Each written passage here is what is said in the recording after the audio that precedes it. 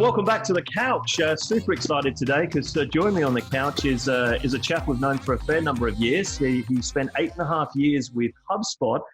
He taught the world, I was going to say taught the world to sing, but he taught the world to learn about inbound. He's the founder of the HubSpot Academy, which has been awesome. Everyone knows about the HubSpot Academy, which has seen something like over 165,000 professionals grow their careers by getting certified through the HubSpot Academy. He's now the VP of Content and Community at Drift, an amazing company, a company with a mission to turn the internet into one big, massive conversation.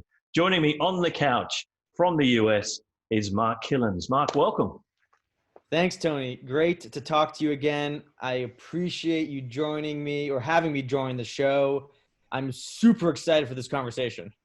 Well, that's good. We're both excited, which is great, and good to see you on the couch as well. Love the pictures behind. Like it's always nice to see people in their natural environment rather than in our traditional work environment. But 100%. Yeah, This big gallery wall. Yeah, thanks to my wife. Beautiful. Thanks to Sarah. Okay, so just wanted to start off. Maybe let's just backtrack a bit because the HubSpot Academy is such an amazing thing. Like what I love about the Academy is it's, when you built the Academy, it's not just built as an education tool for your product of HubSpot, but it's sort of evolved into everything from, teaching folks to do better social media, blogs, and that kind of stuff. So talk me through why it was so important in your mind that, a company like HubSpot, which is, primarily a marketing sales kind of platform, needed to invest so much in this kind of free content. Absolutely. So today, because of the situation we all live in now, content along with your website and community are the three, in my opinion, most important things to focus on right now. So I think, Tony, we'll dive into all those. But speaking of Academy, number one, yeah, it's a website. It's part of HubSpot's ecosystem of websites. It's also, a lot of content. But it's also very much a community. Like you mentioned, 165,000 people certified. That's a community of people that have a bond in some way, all have some type of thing that they can identify with together, which is really important, right? Because like right now, brand building and maintaining relationships and being top of mind and establishing trust with people and deepening the trust and relationships you have with your customers and the value you're delivering to your customers is so important. So that's really how Academy came to be. I was a HubSpot customer and I was like, man, this is amazing. Inbound's working. I was actually, Tony, a customer during the last Great Recession. Mm-hmm. It was in 2008, 2009. And we actually were able to use HubSpot to save the business. So I said, I got to join HubSpot, got to build this Academy type thing. It was an idea I had, but I think I got to build it with the help of many people. Hundreds of people helped us. You helped us by contributing content to it. Very much a community crowdsourced approach. And it was all about delivering more value and enabling more customer success, which means better retention for HubSpot, better revenue expansion. But then we knew we were going to use it for demand gen and brand purposes and things like that. And the funny thing, Tony, is I'm doing the same thing at Drift now with Drift Insider, but coming at it from a different angle. We built Drift Insider more from the demand gen mindset first, and the more brand demand gen marketing sales side. And now we obviously knew, and now we're doing it, moving much more into customer success and value by creating content for that audience and those people. So it's interesting. Like I've kind of done it both ways and I'm happy to unpack either way. But at the end of the day, content, your website, community building, super important right now. Yeah, fantastic. I was going to ask you kind of how things had changed. Like, so obviously going from something like, the amazing stuff you did with the HubSpot Academy. So what you've done is taken a lot of that and brought that into Drift now. Tell us a bit more about Drift Insider. Yes, sure. So Drift holistically is a conversational marketing platform, right? If you think about what it is, it's a conversation marketing platform with a suite of chat tools, email, video, etc., with a lot of AI built into it. We have a very strong AI engine. We have an AI lab. It's all about like helping you generate more leads, book more meetings, really create more qualified pipeline and revenue. But the thing that makes that so unique is it's around using conversations as the means to do that. Where HubSpot is super strong and teaches the world, and I taught the world a lot of this around using content. Now you're using conversations and content. And the two cannot go more together, Tony, right? Yeah. Like, you really have to think about how are you engaging with people who are coming to your website these days? Because I would argue, Tony, the website is probably one of the most important assets a marketing team or company has right now. I mean, if your website isn't in a position to, like I was saying, engage with people and understand more about them and help them understand more about themselves, then, what are you doing? How are you going to talk to that person? So with Drift Insider, what we're trying to do is teach people about that. And like any good person creating content, it is always starting with the who. Like, who are you educating? Who are you teaching? Who are you trying to engage with? So we took that same approach with Academy. We're doing the same approach with Insider. Who are we trying to attract to Drift Insider, to Drift? What are their pain points? What are their challenges? How can we teach them some unique things? How can we also help them understand our point of view, which also makes content really strong? You need to have a strong point of view. Some people will agree, some people won't, just like an inbound, just like conversational marketing, right? But that's what makes a good brand and a good content strategy. So we can get into the details. I'm happy to talk about any of that, but I think content plus conversations today, it's a 1-2 punch. And if you execute it well, I mean, you're off to the races. You're going to create a ton of pipeline and revenue. Yeah, 100%. And they just, even as you're talking about it, it sounds like they go together. It sounds like they're part of the same sentence, and how we are. So let's dive in a little bit deeper. So the chatbot market, for example, if we talk about chatbots for a while, projected to be $6 billion AUD in an industry by 2025. Many of us, of course, are working from home. The interesting thing with the COVID kind of crisis, with all of us being at home, is worldwide internet traffic, they say, is up by 18% since the beginning of this year. And a lot of data I know that you guys have put out from Drift. So it shows that post-COVID conversations on the net for food products in particular have soared, as well as a whole bunch of industries from telecom to pharmaceuticals, internet software, professional services. So do you believe like a chatbot is a necessity and it can work for any industry? Yes. The simple answer is yes. I believe what's a necessity these days is creating a conversational experience across your website and content, right? So what does that mean? That means depending on who's coming to your website, why they're coming to your website, so their intent and what behaviors they're exhibiting, you want to be able to provide some type of more unique experience to them in some way. And we as humans, the fundamental truth is we as humans haven't changed in thousands of years, Tony, right? Like our biology, the things that in which we react to, our tribal type of nature, right? Wanting to be in tribes and talk around the campfire and tell stories and have conversations hasn't changed. What has changed is how we have those conversations. And what we've seen, and I was one of the first people to ever use Facebook, but my college back in 2004 was one of the first colleges to ever get access to Facebook.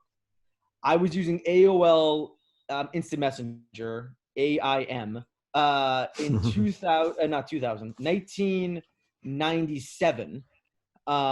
Vividly remember that. And by the way, what was your first messaging tool did you use? Do you remember the messaging platform? Messaging, can it be mobile? Yeah, it could be. Yeah, anything. messaging. Any type of messaging, whatever. I think it would have been BlackBerry. I think in the time I was using the old BlackBerry, with the stuff there. And you kind of, when you went from BlackBerry to the smart, to traditional kind of smartphone, iPhone, you kind of missed that little mini keyboard. Oh yeah, BlackBerry Messenger, huge thing, right? So I actually never had a BlackBerry. Ironically, I kind of went straight into iPhone. But I was messaging people through AOL Instant Messenger. I was messaging people through. Now I'm going to blank on the name, but I think Microsoft owns them now. Nonetheless, messaging has been exploding over the last 25 years, even 25, 30 years. So what we as humans now have built a habit around is this new form of communication. And it's a digital form of communication. So what happened just a few months ago that was out of any of our control was this massive shift from a industrial type world to a more digital type world, right? That's much more based off like a knowledge economy versus more of an industrial economy, right? A physical world to a digital world. So now with your website, no matter what you sell, like you said, what were some of the examples? Manufacturing? Yeah, pharmaceuticals, professional services. I suppose B2C and B2B, like that whole range. It doesn't matter. I mean, you have clients. Are you mostly dealing with helping B2B clients, B2C? Like who do you help? But pretty much both, mate. But pretty much both. And I suppose the interest is, B2C. I think B2B, people understand the importance of a website, whereas B2C, especially bricks and mortar retailers, have maybe don't even have a website, which is scary in this world. So probably leaning towards that B2C and how they're going to use this. 100%. So 100% is relevant to B2C because people can't visit your store now as much, or people are actually nervous to maybe visit the store in person. Now more than ever, your website is the store, right? B2B, it's always been the store. Like your B2B website has always been your store, your storefront, who you visit. It better be awesome. And by the way, there's always things you can do to improve your B2B website. And using a chatbot, using a conversational experience with your content and web experience and pricing page is a great way to do it. But for B2C, now it's shifted where some people will not just go in now. Like they're not going to go in maybe until there's a vaccine. Maybe they won't ever go in again because it's like my habits, like it's so easy to talk to you over the web experience, right? Or that's what I prefer to do. So what I actually was just reading, Tony, is there's people on the B2C side, businesses, doesn't matter if you're selling a high-end luxury good, furniture, could be clothing. They're using websites now to book meetings with consumers so they can know, number one, I'm booking a meeting with you that's going to be in person. So you're coming to my store, but it's because I want to limit the amount of people going into my store. I'm going to use a chat bot to book a meeting with you. That's super interesting, right? Mm-hmm. And super personalized. And number two, they're booking meetings and having conversations with people visiting their website that don't want to go into the store. And they're using Zoom technologies and other video technologies to do that. So I think it's both, Tony. I think you're right. And it's interesting because even in the current market that we're in right now, I don't know how it's probably differ in North America, but probably similar, is the fact that you can only have 10 people inside the store anyway. So the chances are, even if you did go to a store or a shop or some kind of professional services outfit, how do you know you're one of 10? What if you're number 11 or 12? You're going to have to wait till you get in. Whereas online, there's no limit to the amount of transactions and conversations that can happen. Exactly. And if you could book a meeting or an appointment, whatever you want to call it, maybe it's an appointment, same thing as a meeting, with 10 people at a time via your website, or link to that experience from social media or whatever channel you're using to engage your audience with and your community with. And you could have them go through a simple experience, and where you can collect more information in a conversational tone, in a tone that is on brand, that uses your brand's voice and is more empathetic, right? Why would you not want to do that? Because then you're giving them a more personalized VIP experience from the very first kind of interaction to when they get to the store. And then you can follow up with them in a digital setting too, and ask something when they come back to your website. Hey, how was that visit to our store? Do you have any other questions? How's that product working out? Like that's all possible today. Yeah. So, I mean, a lot of things like having that really human conversation works really well in live chat when there's a human on the other end and you're having the live chat. What's your feeling on chatbots? Like chatbots being more human? Because there was always this thing where people get frustrated if they think they're talking to a human, but they're talking to an AI chatbot. Should you be obvious still that it's a chatbot, have a bit of fun with that? Or should you try and make it more humanized? You should make it more humanized. You should never lie that a chatbot is doing the talking. So always name your chatbot some type of XYZ bot, or it could be like Wistia as a video hosting company calls their chatbot Lenny Bot. So Lenny is the name of the company dog. So it's Lenny Bot, right? There's tons of examples of this, but you never want to fake that a chatbot is a human. That's never a good thing. But you want to make sure your copy, your conversational tone in your chatbot is very human-like. So what I mean by that is you want to have a way to ask and acknowledge people, so engage with them, in a way that is like you talk. You then want to help that person understand more about what is going on in that moment and help you understand more about them. So that is about learning more, and that's more about replying back. So when you ask a question, say a chatbot asks a question, like you program it to ask a question, or the AI helps you do that, and they answer that question back, Tony, you do not want to just go into another question. That is a very bad thing to do. You want to give a reply back that say, hey, that's great to know. Did you know, by the way, that blah, blah, blah, blah, blah. We do that like a normal human would do, right? A normal human's not going to jump to question to question to question to question. That's insane, right? That's a bad experience. So what I want to do, and what my mission is now, is to change the perception of how people use conversational experiences by educating people about them and changing how to build them. AI is going to help. It's going to become more accessible. A lot of what Drift is doing is using an AI engine. At the end of the day, there still has to be some type of human involvement in orchestrating that AI. The person, though, interacting with that experience doesn't care if it's AI, a human, combination of both, something else. All they care about is getting an answer or getting connected to someone or finding a time to visit the store. So really what matters is, and what we're focused on more than ever, Tony, is outcomes. What is the outcome the buyer wants? And that's what's most important. Yeah. So important. Let me throw this at you. Like they say that, according to studies, and some of this may have come from HubSpot because you guys are great for putting statistics out year in, year out. But this one comes from Lead Connect, where they say 81% of today's buyers will not fill out a form. And not only that, but if you respond to a lead within 5 minutes, you increase your conversion rate by 10 times. Do you agree with that? Yeah, I mean, if you go to my LinkedIn and you look at one of my latest posts, I talk about like no forms, gating content, et cetera, et cetera. So sometimes a form is a good thing. Sometimes, like, if you have to fill out an application for like a college or a driver's license, like the tool, aka the form, is the best thing. Like a chatbot is a tool. Chatbot's not a strategy, right? Strategy is conversational marketing, conversational sales, things like that. Like inbound marketing is a strategy, right? A landing page is not a strategy. A form is not a strategy, right? Those are tools. So tools can be used in good ways or bad ways. So that's number one. Number two, what are people most used to and comfortable with these days and enjoy, right? So for example, it also, so that's on like the person interacting with the website side. Like, what do they enjoy? What are they comfortable with? What's their like new habits like? Going back to that messaging conversation we just had. Then what's also the new ways businesses can qualify, understand more about people visiting their website. So both of those things have changed, right? Both of those paradigms have changed.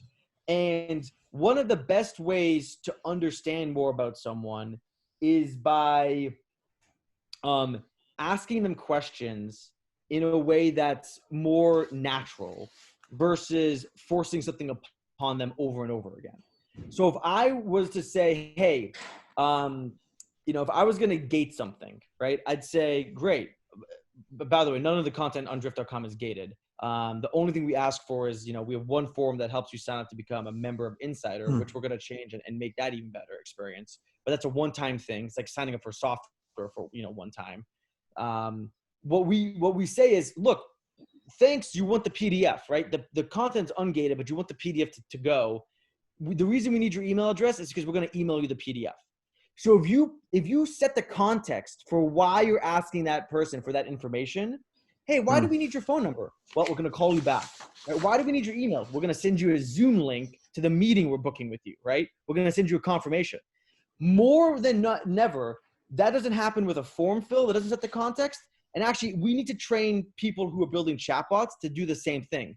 You got to give people, why are you asking for this information? And if you do that, the chance of them giving it to you is going to be much higher. You have a much higher conversion rate. And honestly, it's just a better experience. Like, why am I asking for this information when I go to the store to buy this thing? If you don't know the why, you're probably going to ask. So why not just preset that expectation with someone, right? And if the expectation is also an ingrained habit, yeah, well, if I need a PDF of something, I probably have to give you my email. then it's going to be okay anyway. Does that help kind of set the It does. It does. I think that makes total sense because it is it's something that I think people struggle with.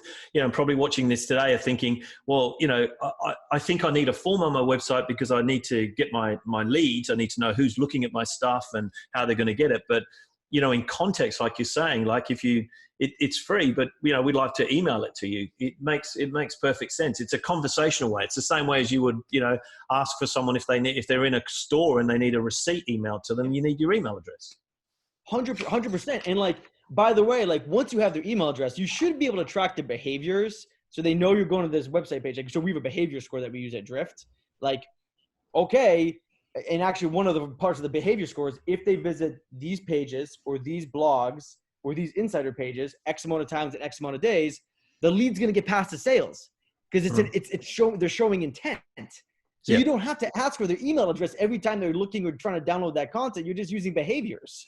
Yeah, 100%. And similar to HubSpot lead scoring in that sense, where you're just really understanding when people aren't engaged, they're, just let them be, just give them the content that they need. But as soon as they start to get more and more involved, that's when you want to start having a deeper or different kind of conversation. And Tony, I'll be very honest here. I gotta help the world kind of change this habit of using forms too many times. Again, sometimes a form is okay.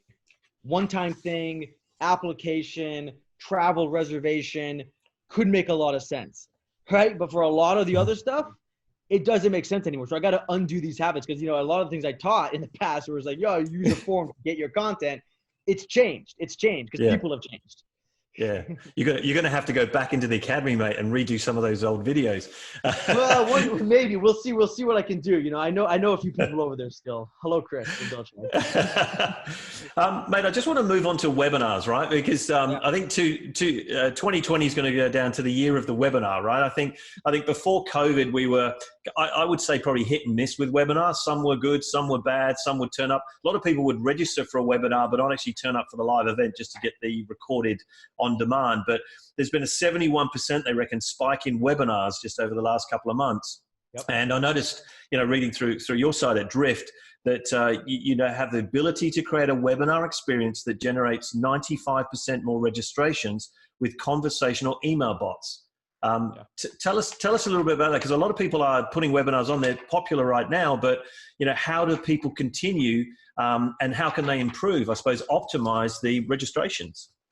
This is a good one. So many things you can do. One is if you go to the website, again, website being super important. We have embedded a conversational experience in place of a form. So it says, hey, you want to register for the webinar?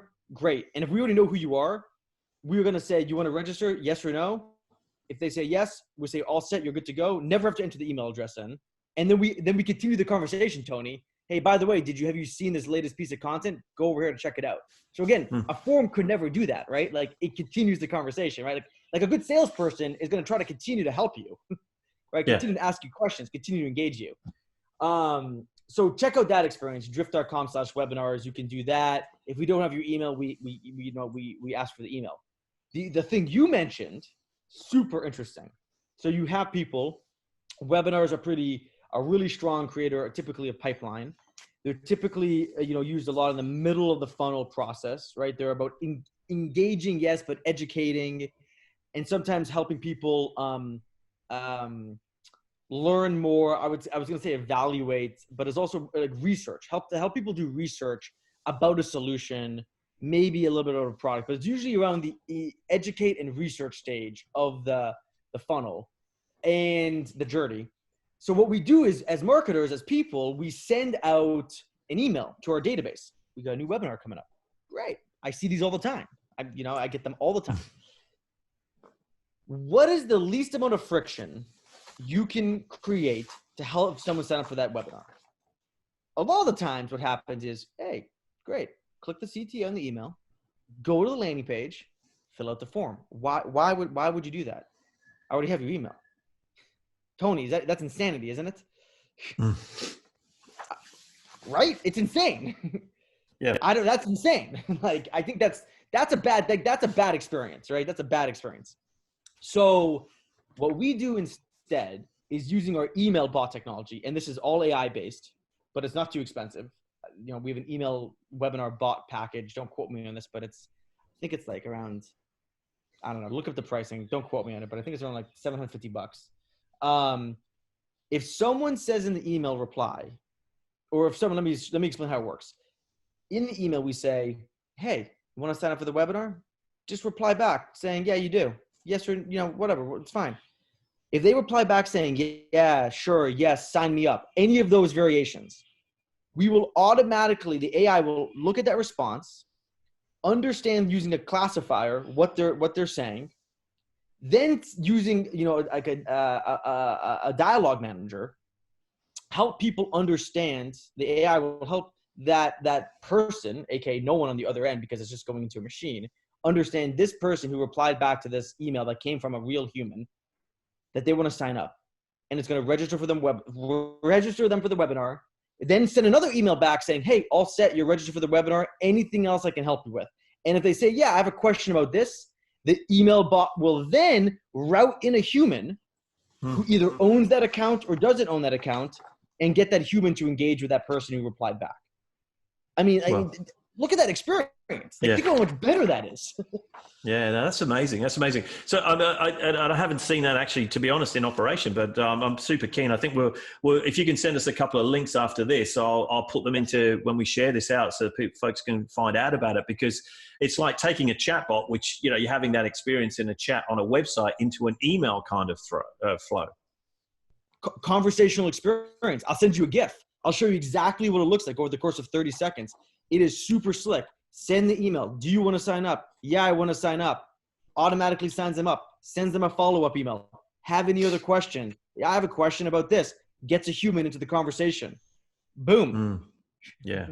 Oh, that's awesome. Yeah, I think we'll definitely share that. I want to move on just because I know we're going to run out of time shortly, but I want to move on to community. I know this is very, very close to your heart, because obviously that's what, you know, that's off the back of those 165,000 plus people. It's the Drift Insider that you're doing. I think post-COVID, people are realizing, brands especially, that they need to re-examine how they interact with customers and really build a community. So what would you say to businesses right now that are still been focused on transaction, about, you know, post-purchase, it's post that webinar, it's, you know, how important and how do they go about building a community? Yeah, I liked how you use the word transaction, like transactional versus relationship. So number one,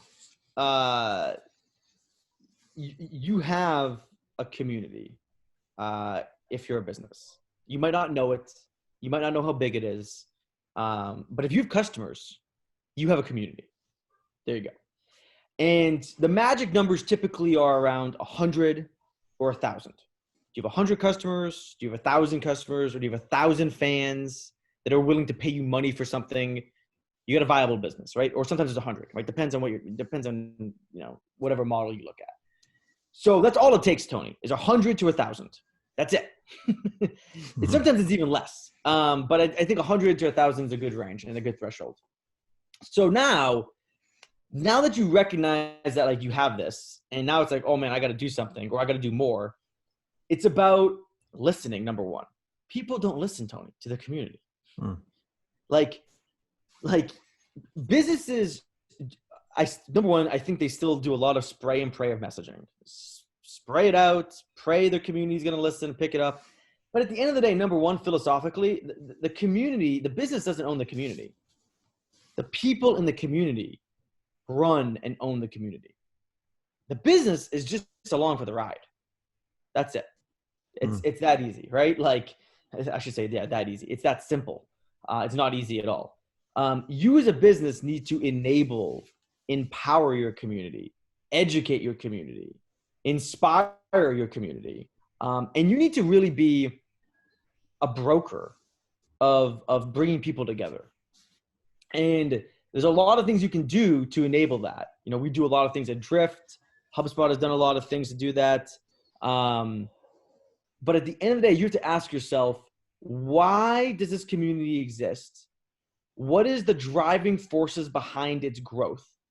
How can we bring people together in now fully digital ways? So like this thing we're doing right now is a version of community building.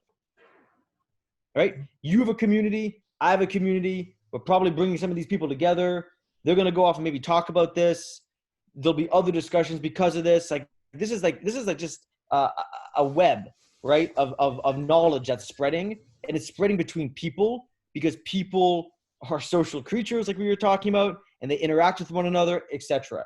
So for now, today, how do you build, the question, Tony, is how do you build a digital community? So if you want to talk about that, I'm happy to, but that's the key. In person, who knows when it will come back, how much it comes back? It's the digital side. Yeah. It's so true. It's it's interesting when you talk about the strength of the community, because I go back and I think about, Simon Sinek, and talking about, it starts with why.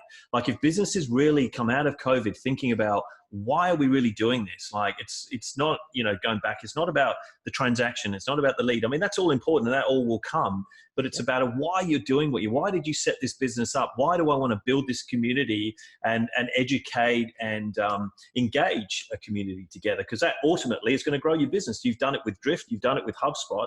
We know it works, but it's not, I don't think you can be focused on the lead gen. How will this turn into sales? How will this turn into, cash, I suppose?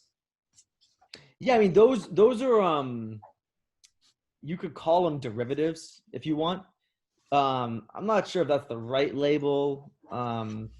They're definitely outputs of a strong community, or outcomes. Maybe those are better ways to phrase it.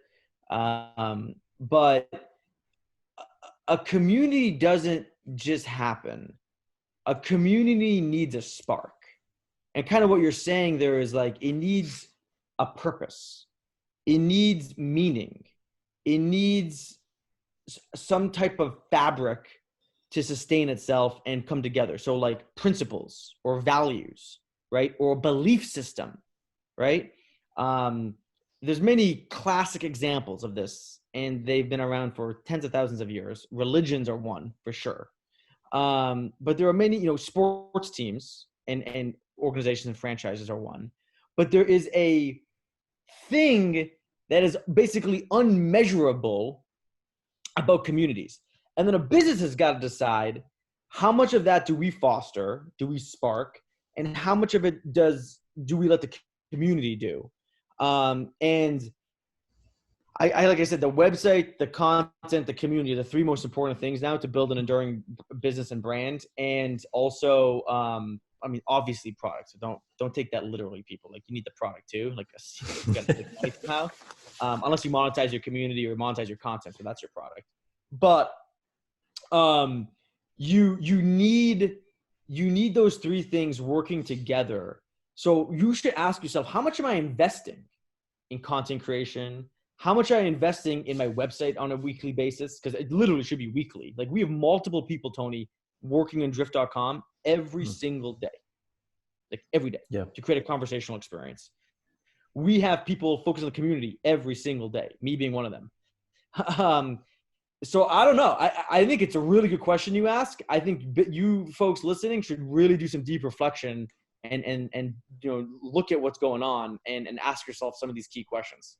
Yeah. I think it's really important. There's some really good thought in there, because a community to me is like, that's the energy force that you're creating within your brand. I always love the expression about people say, what is a brand? And the best expression I found is, a brand is what people say about you when you're not around. And that's so true, isn't it? The people in your community are talking about you all the time. You don't know what they're talking about. You should be in that conversation. You should be part of that conversation. I want to just close up, mate, because we could talk all night about this for you and all day for me. But I want to just talk about the future. So Amazon, Alexa, Google Home, they're all starting to play around with this voice recognition technology. We're starting to get involved in that. How do you see, or are you guys already working on, moving away from the traditional chatbot where you've got to type stuff in to kind of voice? How is voice going to play a role in this conversational marketing we're talking about? Yeah, I mean, it's 100% gonna come into all these conversational experiences. It has to. So the way I look at it is, Tony, let me ask you this, Tony, how many messaging services do you use each day? Like, count them up. I would estimate, like, just roughly, probably 10 plus. You know, Really? from Oh, wow. 10? well, if you call Slack like a messaging, Yeah, yep, 100% yep, Slack. Yeah. yep, yeah, Slack, WhatsApp, you know, Yep. Facebook Messenger. There's I could list. There's probably 10. Yeah. Okay. 10. Yeah, mine is typically on 5 to 6. But yeah, no, I mean that's it's okay. How many times a day do you check email? Yeah, like too much, I think. Okay. How many times a day do you use synchronous or asynchronous video? So either live video or non-live video. Well, like, yeah. So in terms of consuming video, It could be consuming it, or it could be broadcasting, like we're doing now. We're using video, right? This is so like how many times a day are you engaging with video? yeah, not as many. And I know we should be doing a lot more with video, but yeah, no, but yeah, probably a few times a day, probably. But it's a few times a day, nonetheless, right? You're watching maybe TV or Netflix, Yep. maybe that happens once a day, something like that. Oh yeah, of course. Yeah, that's video. I count that as video too. How many times a day do you talk to someone in person, over the phone, via Zoom without video, or in another form? Like how many times a day does that happen? Well, it's a bit hard now, obviously in COVID, but let's just say in a normal kind of environment, you know, without your conversations within the office that most people have, but actually external conversations where you're actually face to face or on the phone, probably 5-6 times, something like that, maybe, or more, depending on the day. You add all that up, it's hundreds of interactions, right? Yeah. Thousands of interactions. And guess what? Those 4 channels or means in which we communicate is the future of what we're building here at Drift. Right? We have a chat, messaging, suite of tools. We have email, video, and the only natural extension is to eventually do something with voice, right? Because that's one of the things that we use every day. So I think everything that we're building up to is thinking about how humans behave, right? So how do we behave, communicate, relate, debate, etc. So Amazon Alexa, you know, not the Microsoft, the Facebook portal thing, right? With the video and the voice. I don't use it Facebook, but like whatever. It's like a lot of people are using it now. It's actually blowing up right now, I heard. That's coming, Tony. So the question is, it's not a matter of if, it's when that all of these things will continue to change with how businesses engage with other businesses. So people at businesses engaging with other people at businesses. That is outside of the normal consumer life we live. So it's all coming. But if you think about it like that, people don't think about like, oh, I want to like, you know, engage with or use a landing page or like a form. I don't want to engage or like use like, marketing automation software. No. I engage and use my email, my video, my chat tools, my voice tools. And like, those are the ways we humans talk. So I don't know. What do you think about that? Yeah, no, I 100% agree with you. What it says to me, though, and I suppose everyone watching this, is really, if you're not already started, you're going to be way behind the curve, because all of this stuff is moving at such lightning speed. And you know, for folks that haven't even got a website, you know, you're not even living in the real world, because you said that's critical to everything right now, and especially coming out of COVID, where we're all going to feel a lot more comfortable on digital. But then you probably should be, you know, you need a chatbot, you need live chat, you need to be doing getting started at least. Would you say, like at least you know, folks are a little bit scared of AI, I think, a little bit scared of getting started. But what would you say to them, like at least making that first step? Oh my God, I mean, it's the simplest thing. Just if you don't want to do anything with tools, just go to Drift Insider, like you would have in HubSpot Academy, and take our conversational marketing course. It's free. It's a couple hours. You'll learn how to do it in like 2-3 hours, Tony, just to get started. You could get started with live chat. I recommend doing both live chat and a simple chatbot. And if you're a business under 20 employees, Drift just changed its pricing plans. It's 93% off of $400. So what does that work out to? What does that matter? Yeah, a couple of bucks. It's not much. Like $20 a month, not even. I can't even do that math right now. I can figure that out. Maybe I can get my phone and figure that out. But like, it's let's look right now. 400 to $14 or something, is it? Something like that? Oh no, yeah, $28. Yeah, there you go. $28. So for $28, if you're a business under 20 people, you can get started, right? And you know, if you're not, it's around $400. But like, you have to start trying it, Tony.